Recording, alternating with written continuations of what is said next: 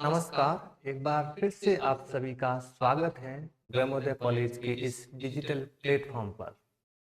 जैसा कि हम ऑनलाइन लेक्चर सीरीज में बहुत सारे इम्पोर्टेंट टॉपिक्स पढ़ रहे हैं बायोटेक्नोलॉजी की बुक से, तो इसी सीरीज के अंदर आज हम पढ़ने वाले हैं प्रोटोप्लास्ट आइसोलेशन। सबसे पहले हम समझेंगे कि प्रोटोप्लास्ट होता क्या है, देन उसका आइसोलेशन कैसे किया जाता है, कौन सी मेथड्स हैं जिसे प्रोटोप्लास्ट को आइसोलेट किया जा सकता है। तो सबसे पहले हम समझने वाले हैं प्रोटोप्लास्ट क्या होता है।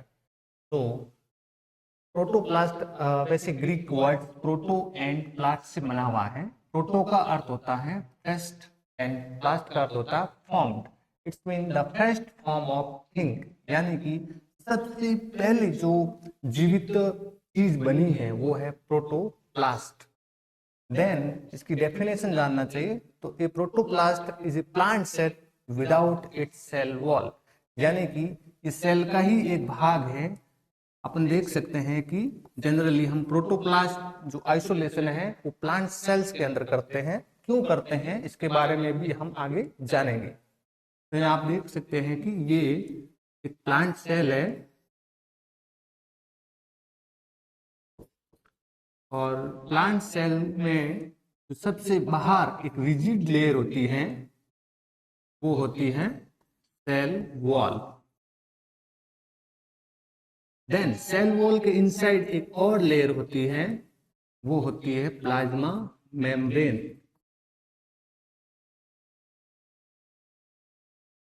तो अपन क्या कर रहे हैं यहाँ पर, प्रोटोप्लास्ट जो है वो है cell wall. Without cell wall जो जितना भी मटेरियल है प्लाज्मा मेम्ब्रेन के इनसाइड, इसमें न्यूक्लियस हो सकता है या फिर बहुत सारे जो ऑर्गेनल्स है साइटोप्लाज्म में वो सब इसमें हो सकता है। तो जितना भी फ्लूइड जो प्लाज्मा मेम्ब्रेन के इनसाइड है उसे अपन कहेंगे प्रोटोप्लास्ट। यानी कि विदाउट सेल वॉल जितना भी जो हमारे पास मटेरियल है इनसाइड द प्लाज्मा मेम्ब्रेन उसे अपन कहेंगे प्रोटोप्लास्ट। तो a protoplast is a plant cell without its cell wall, यानी कि प्लांट की सेल है लेकिन विदाउट सेल वॉल के ये क्या कहलाएगा, प्रोटोप्लास्ट। लेकिन हमारा जो टॉपिक है वो है प्रोटोप्लास्ट आइसोलेशन, यानी कि हम प्रोटोप्लास्ट को आइसोलेट कैसे करेंगे। आइसोलेट करने के लिए हमें क्या करना होगा, प्लांट की जो सेल वॉल है उसे हटाना है। और उसे हटाने के लिए विभिन्न प्रकार के मेथड्स है, विभिन्न प्रकार की तकनीकें हैं जिनको हम जो इस टॉपिक के अंदर कवर करने वाले हैं। तो आगे चलते हैं। अगर हम और अच्छे से समझना चाहिए तो हम समझ सकते हैं कि इन सिंपल वर्ड में हम कह सकते हैं it is the living part of a plant cell. जो प्लांट सेल का जो लिविंग पार्ट है उसे हम प्रोटोप्लास्ट कह सकते हैं, जिसके अंदर क्या क्या हो सकता है, सेल मेम्ब्रेन जिसे हम प्लाज्मा मेम्ब्रेन भी बोलते हैं, और उसके साथ साइटोप्लाज्म जितना भी लिक्विड है इसके अंदर जो साइटोप्लाज्म, और उसमें न्यूक्लियस है और बहुत सारे जो ऑर्गेनल्स हैं, माइटोकॉन्ड्रिया हो गया, प्लास्टिड्स हो गया, या फिर एंडोप्लाज्मिक रेटिकुलम, और जितने भी तमाम प्रकार के सेल्स के अंदर जो ऑर्गन्स होते हैं वो सब जो है प्रोटोप्लास्ट में होते हैं। तो आप देख सकते हैं कि प्लांट की कोई एक जो है प्लांट का एक्स प्लांट लेते हैं, बात करते हैं लीफ ली, और लीफ की कोई हम सेल लेते हैं तो प्लांट सेल स्ट्रक्चर के अंदर को देखने को मिलेगा कि प्लांट सेल के अंदर सेल वॉल भी होती है। देन सेल वॉल के इनसाइड आपको प्लाज्मा मेम्ब्रेन मिलेगी। सेल वॉल के अंदर अलग अलग कंपोनेंट्स होते हैं जिससे सेल वॉल बनी होती है और रिजिड होती है, हार्ड होती है। देन प्लाज्मा मेम्ब्रेन इसके इनसाइड जितना भी जैसे न्यूक्लियस, सेल ऑर्गेनल्स जो पार्ट है उसे अपन बोलेंगे protoplast. Analogy, what is the simple analogy about protoplast, उसके बारे में हम समझेंगे। एक और तरीका, एक और सिंपल तरीके से अगर हम समझना चाहिए तो हम समझ सकते हैं कि आप मान लीजिए कि एक हमारे पास है वाटर बैलून जिसके अंदर पानी भरा हुआ है, लिक्विड है, और वो जो है एक रिजिड कार्डबोर्ड के अंदर बंद है। अब हमारा टारगेट है प्रोटोप्लास्ट को आइसोलेट करना। तो हम जो ये वाटर बैलून है इसको जो है प्रोटोप्लास्ट मानते हैं। देन जो रिजिड कार्डबोर्ड है उसे हम सेल वॉल मानेंगे, प्लांट की cell wall. Just for understanding, ये सिर्फ अच्छे से समझने के लिए है कि जो एक वाटर बैलून है ये जो है मान लीजिए plasma membrane and inside of cytoplasm and बहुत सारे ऑर्गेनल्स हैं, और जो वाटर बैलून है वो प्रोटोप्लास्ट का काम कर रहा है, और रिजिड कार्डबोर्ड जो है जिसके अंदर जो वाटर बैलून है वो प्लांट सेल का काम कर रहा है। तो यहां पर हम क्या करेंगे कि जो वाटर जो अपने पास सॉरी रिजिड कार्डबोर्ड है उसको अपन हटाएंगे। तो हटाने की जो टेक्निक्स है, बहुत सारी मेथड्स हो सकती है, तो इसको हटाकर इसके अंदर जो वाटर बैलून है उसको बाहर निकालना, इट्स मीन प्रोटोप्लास्ट को बाहर निकालना। तो ये जो टेक्निक है प्रोटोप्लास्ट आइसोलेशन कहलाती है। यानी कि जो ये जो अपना रिजिड कार्डबोर्ड है या प्लांट सेल वॉल है उसको हटाकर, इसको हम कई तरीकों से हटा सकते हैं, इसको कमजोर कर सकते हैं, नाइदर इसको एंजाइमेटिक सॉल्यूशन डाल के भी जो सेल वॉल को हटा सकते हैं, और भी बहुत सारे मेथड्स है जो अपन नेक्स्ट जो अपने लेक्चर सीरीज है उसमें पढ़ने का प्रयास करेंगे। तो एक सिंपल कंसेप्ट आपको यहाँ पर समझ में आया होगा कि हम क्या कर रहे हैं, हम जो है सेल वॉल को हटाकर इनसाइड का जो मटेरियल है प्रोटोप्लास्ट उसको आइसोलेट कर रहे हैं। तो हमने ये कार्डबोर्ड हटाया तो हमें जो है ये वाटर बलून, इट्स मीन ये जो प्रोटोप्लास्ट प्राप्त हुआ है।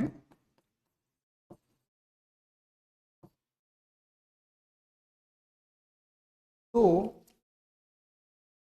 Next, why it is important, तो ये इंपॉर्टेंट क्यों है, why is it important, so protoplast important क्यों है। So first thing is protoplast are totipotent, you know very well about जो प्लांट सेल होती है उसके अंदर वो एबिलिटी होती है कि वो डिवाइड एंड रीजनरेट कर सकती है इनटू ए होल न्यू प्लांट। यानी कि टोटिपोटेंसी वो कैपेसिटी होती है, एक जो प्लांट सेल है वो नया पादप बना सकती है, उसके अंदर वो क्षमता होती है। उसके जैसे ही प्रोटोप्लास्ट भी क्या है, प्लांट सेल ही है, लेकिन इसके पास एक सेल वॉल नहीं है, लेकिन ये तो प्लांट सेल ही है।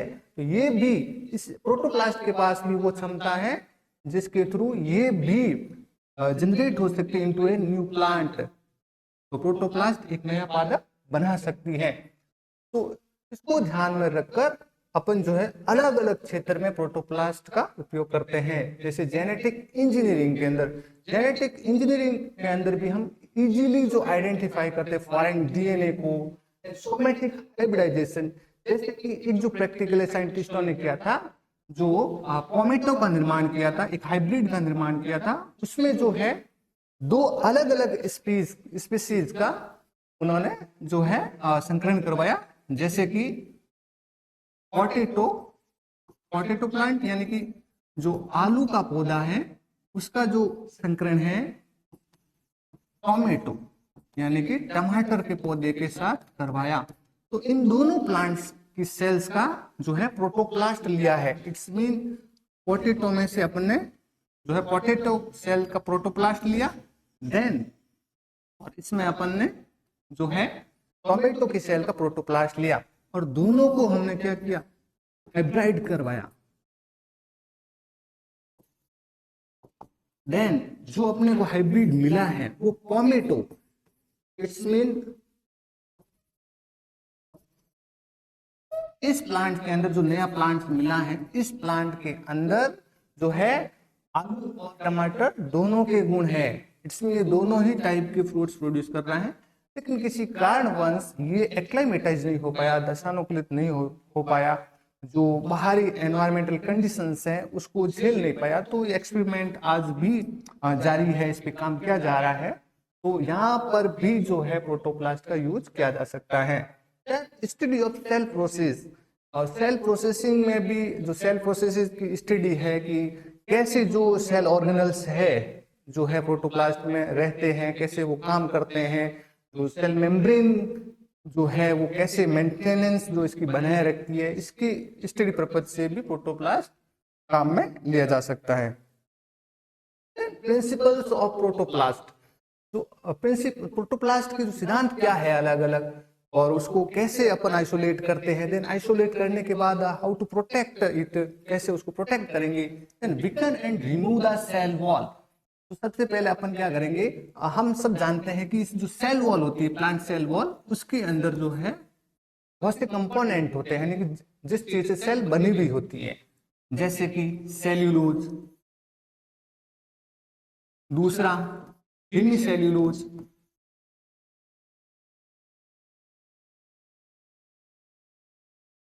और पेक्टिन। ये जो सारे कंपोनेंट हैं जिससे जो है जो प्लांट की सेल वॉल है वो बनी हुई होती है। तो इन कंपोनेंट को हटाने के लिए, रिमूव करने के लिए अपन हम एंजाइमेटिक प्रोसेस अपनाते हैं। जैसे सेल्यूलेज को रिमूव करना है, डिग्रेड करना है, तो हम सेल्यूलेज एंजाइम का उपयोग करेंगे। हेमीसेल्यूलोज को डिग्रेड करना है तो हेमीसेल्यूलेज एंजाइम का उपयोग करेंगे। देन पेक्टिन को अगर डिग्रेड करना है तो पेक्टिनेज एंजाइम का अपन उपयोग करेंगे। तो अगर हम एंजाइमेटिक रिएक्शन करेंगे तो सेल वॉल जो है वो डिग्रेड हो जाएगी, हट जाएगी। अब हमारे पास जो प्राप्त है वो जो है नेक्ड प्रोटोप्लास्ट मिलेगा। तो हम अब इसे प्रोटेक्ट कैसे करेंगे, ना इधर वो ये बहुत नाजुक होता है, टूट जाता है, तो कैसे हम प्रोटेक्ट करेंगे। उसको प्रोटेक्ट करने के लिए हम जो है ऑस्मोटिकली जो स्टेबलाइट सॉल्यूशन है उनका यूज करेंगे। वो सॉल्यूशन मैनिटॉल्स हो सकता है, सॉर्बिटॉल्स हो सकते हैं। ये जो सॉल्यूशंस क्या करते हैं, जो उस जो प्रोटोप्लास्ट है उसकी मेंटेनेंस को बनाए रखेंगे, उसको ज्यादा जो वाटर है वो ऑब्जर्व नहीं कर पाएगा ताकि वो फट ना सके वो सेल्स। देन एक स्टेबलाइज कंडीशन के अंदर उसको वो मेंटेन करेंगे, जो अपने स्टेबलाइज सॉल्यूशन है, ऑस्मोटिकली स्टेबल, जैसे मैनिटॉल, सॉर्बिटॉल सॉल्यूशन हो सकते हैं। तो आज हम यहाँ तक ही कवर करेंगे। नेक्स्ट क्लास के अंदर हम समझेंगे कि कौन कौन सी मेथड्स हैं जिसका उपयोग करके हम प्रोटोप्लास्ट को आइसोलेट करते हैं। तो इस क्लास में हमने समझा कि प्रोटोप्लास्ट क्या होता है, उसको आइसोलेट कैसे किया जा सकता है, what is the principles of protoplast, and protoplast की जो एप्लीकेशन है ये कहाँ का यूज होता है। Thank you.